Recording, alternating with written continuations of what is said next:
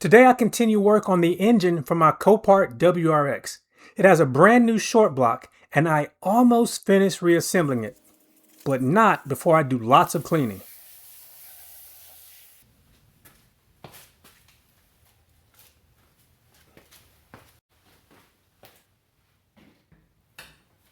So the RTV cleaning continues. I've already off camera done a lot of this, but there's still little bits that I'm gonna have to clean, and there's a little bit of oil that is rested in here. So I'm gonna turn it over, give it a good clean, because once I apply the bead of RTV and put it on the rest of the engine, I do not want that oil to drip down and cause the RTV to not cure properly.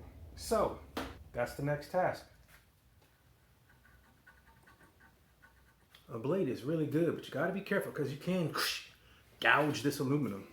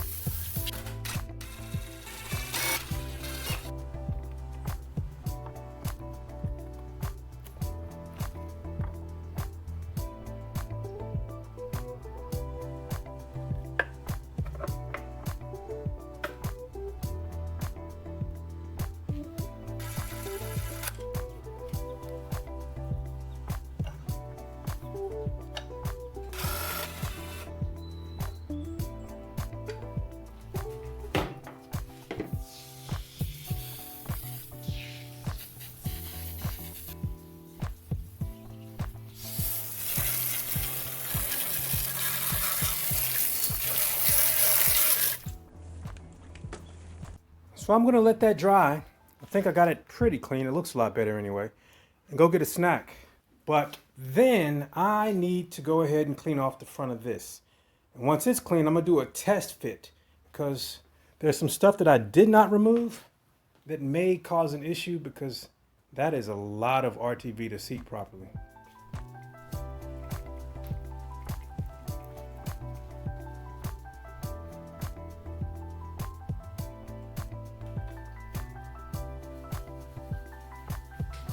All right, so I have that side cleaned, but not decontaminated. I've got all the RTV off, but I haven't wiped it down with brake cleaner yet. I just want to see how difficult it will be to put this back on, because it was difficult to get off.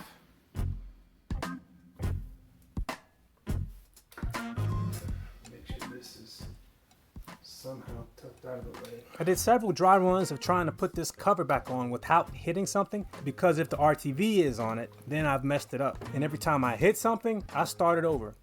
It took me 6 or 7 times to actually get it on without hitting something, but I did decide to do one thing. So if I can get to here without hitting, I'll be all right. There was a part of the coolant crossover tube that I kept hitting, so I decided to take it off. Well, why chance it when this is only held on with 4 bolts? After I was convinced that I could get the cover back on, it was time to get the bolts ready.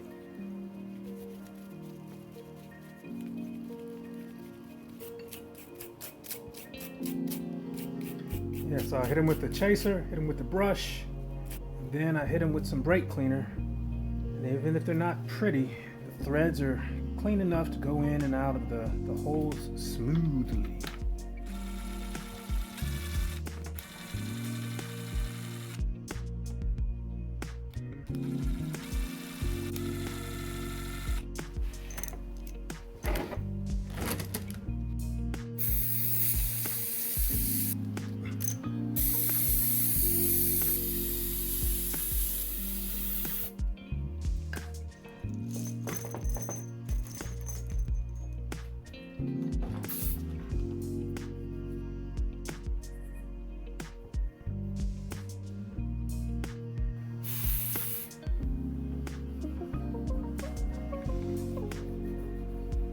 All right, I've cleaned off the engine side and the cover side.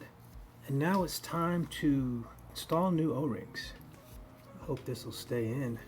I'd hate for it to fall out while I was attaching the cover. The old O-rings still were pliable and protruded a good deal beyond the surface. But since I have new ones, I might as well install them.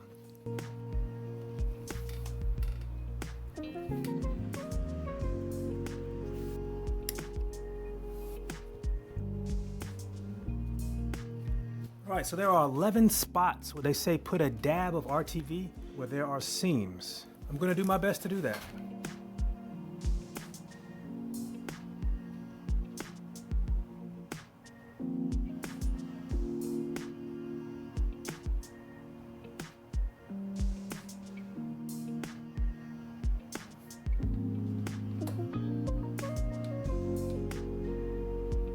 Alright, here goes nothing. Squeeze a little out for the homies.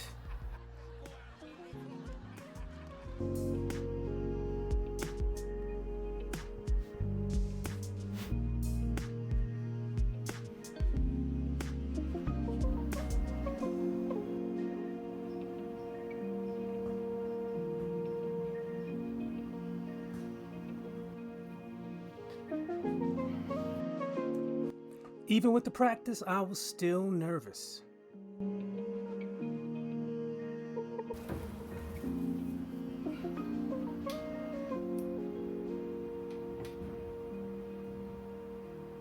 Okay, the practice actually paid off. So I'm gonna put these center ones in.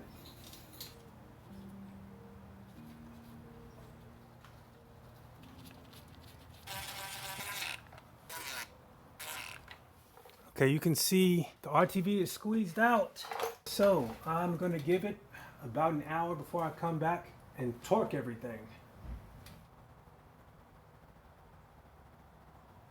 All right, it's time to torque this bad boy down. Again, I only have in the bolts with the 10mm heads right now. These go to, I don't know, 7.4. I think I have it at 8 foot-pounds.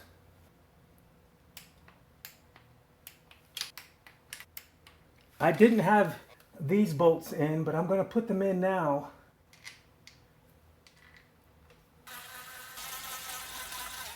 I'm going to attempt to tighten this in the order depicted on this diagram. I had a guy comment on one of my videos, hey, you just got to work from the inside out. You don't have to do that. But this is my first time, so I'm at least going to try and do that on this one. So I'm going to start at 6 and work my way all the way up to, it looks like, 32. And I'm going to do this to 19 foot-pounds.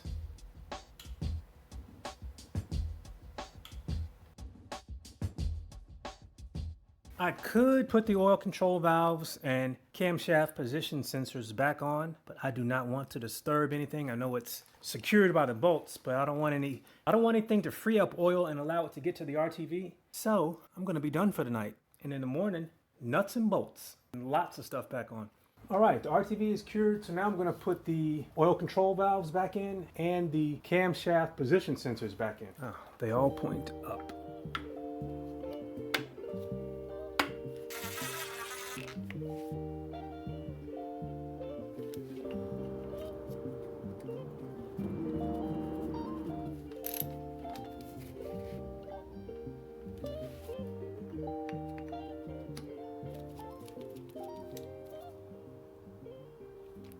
And I'm going to do the same thing on this side.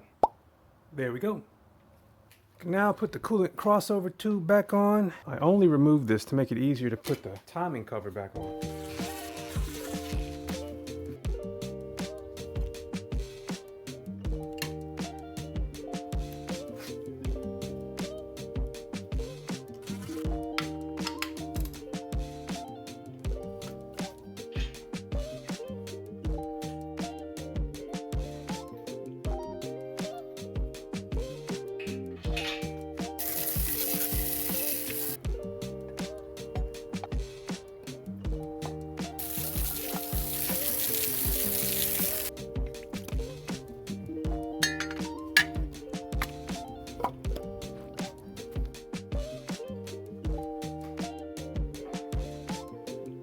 I'm gonna put on the new spark plug pipe gaskets.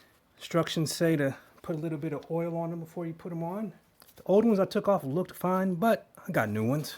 All right, I'm gonna install the rocker cover gasket onto the rocker cover. They're asymmetric, so they don't match up on each side. And it looks like this one doesn't match up on this side. All right, let's see, is this the right one? Yeah, this looks better. Okay, more RTV. So on this one, you basically apply it where there's a curve.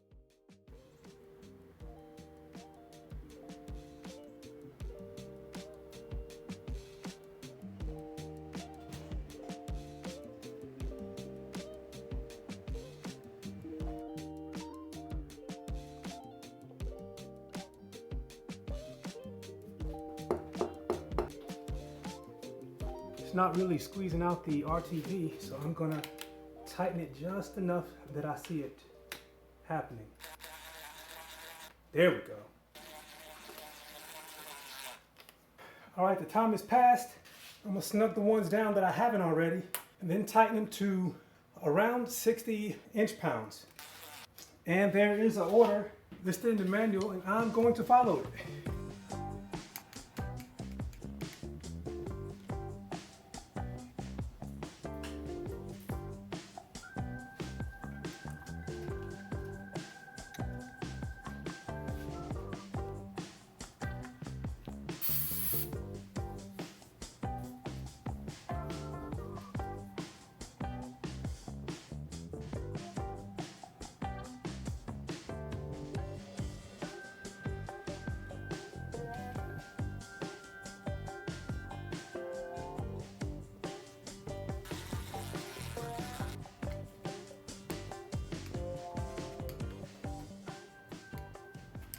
So now I'm going to put the spark plugs back in. And just based on what you can see, guess which one was in the damaged cylinder? Well, you got 3 that show evidence of good combustion. That one looks kind of brand new.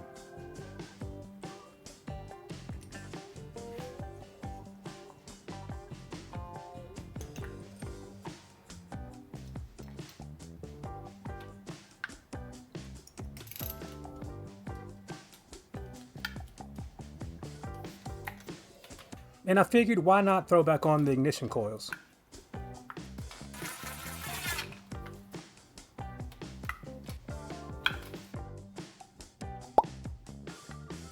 So check these out. These go in the intake. This is one that I've already spent a bit of time cleaning, and this is one that needs to be cleaned. I am going to clean all of them, and watch how satisfying this is.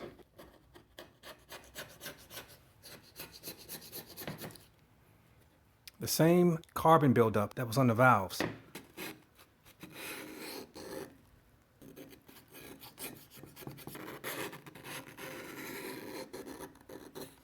All right, they are a lot cleaner now. Not spick and span brand new, but I'd say that's a great improvement. Seeing the way these looked made me wish I would have cleaned the intake side a little more.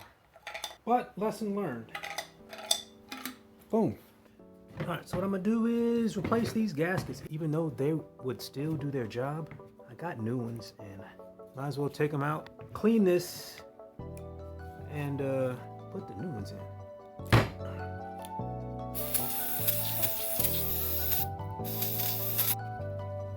Oh no. Yeah, even though the old ones protruded, these are much fresher. So, good ting. Uh-oh. I don't think I have this gasket. Well, I'm glad these still have their elasticity and pliability. And again, they protrude, so once I tighten it down, they will seal. But it would have been nice to put some new ones on.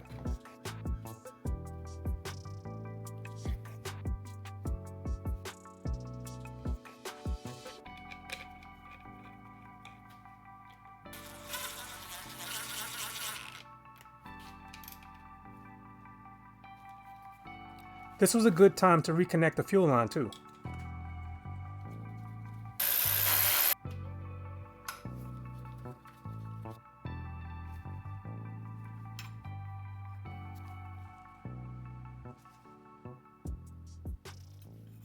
These are dirty too. This is one that I've started cleaning already. And this is one that I haven't touched. So I'm gonna spend some time cleaning these. Okay, to the degree I could, I cleaned off the flaps and the inside. There's corners I didn't really go crazy on, but it's a lot cleaner. Let's throw them on. After looking at the disassembly video, I think they go like this. This bin is gonna be empty soon. Then I started putting other pipes and hoses back on. And I'm gonna put the new ones on here.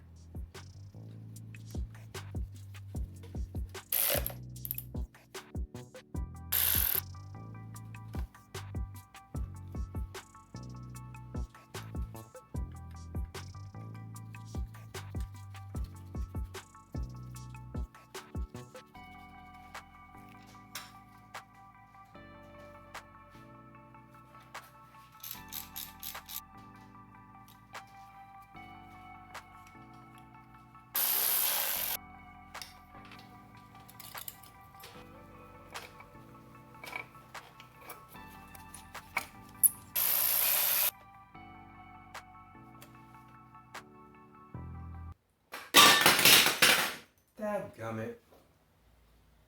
Look what I did. Carelessness, I tell you.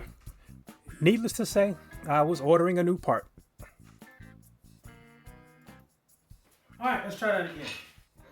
So I'm gonna work on the exhaust stuff because some of the little pipes and things connect down below.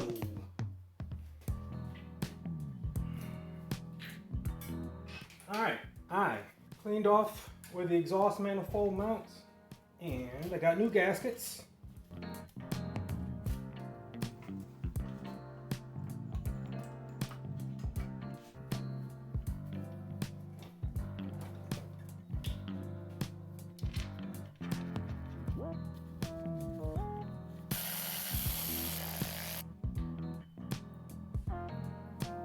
Well, I hope I didn't put this on prematurely, because there's at least one pipe that is going to be hard to get to.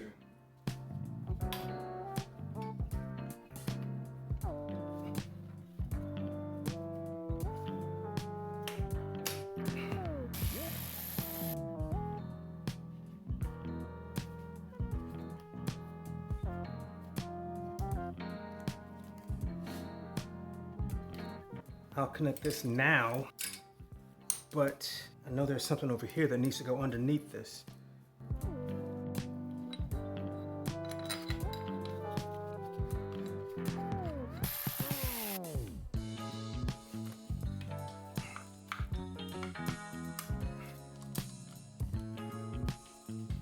Sometimes I look at things and I'm like, this doesn't go there. But if it doesn't, it's a dead ringer for what does.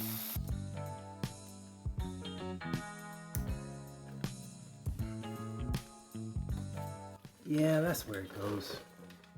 Has to be. Alright, I don't know where a lot of this stuff goes, but I do know that if I put on the stuff where I know where it goes, eventually there'll only be a few places where things will fit. I may have to backtrack, but that's part of the game.